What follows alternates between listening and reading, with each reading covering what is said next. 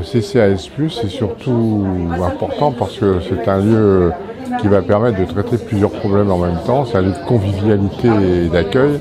C'est un guichet unique pour accueillir tous les gens qui sont touchés directement ou indirectement par des problèmes du handicap. Et Dieu sait qu'il y a des handicaps différents. Donc ça va permettre également aux associations de pouvoir avoir un lieu de rencontre, à défaut d'avoir des locaux, ce qui est très compliqué à Menton, un lieu d'accueil dans ce guichet unique pour pouvoir informer, pour pouvoir aider donc, et transmettre leur savoir-faire et les messages en partenariat avec les équipes du CCAS.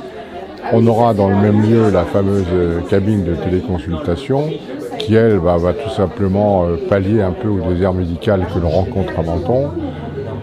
Alors bien sûr, on va pas, c'est simple, hein, comme c'est des problèmes qu'on peut prendre la température, on peut vérifier le pouls, la tension, regarder la gorge et le nez. Bon, on va pas se faire opérer, hein, faut être réaliste, mais enfin c'est quand même toutes ces petites choses que les gens n'arrivent plus à avoir dans la mesure où ils ont du mal à trouver un généraliste maintenant à Menton. Ça leur évite d'aller aux urgences souvent pour pas grand-chose.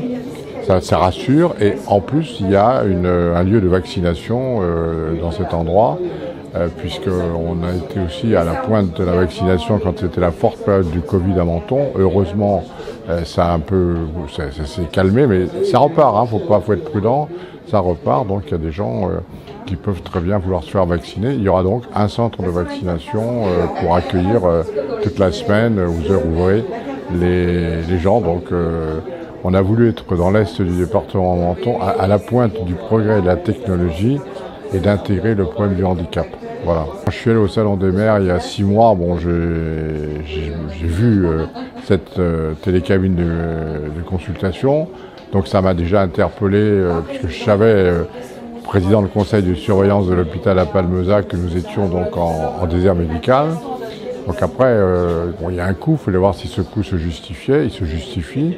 Je dirais la santé n'a pas de prix, hein, mais on voulait, essayer de le lier à une autre activité, de manière à pouvoir faire un centre d'accueil un peu plus structuré que juste une cabine de téléconsultation. C'est pour ça qu'on a fait ce lieu unique avec le handicap et la vaccination. Et puis c'est la pointe de la technologie, donc comme on dit souvent, après Monaco, il n'y a pas rien, il y a Menton.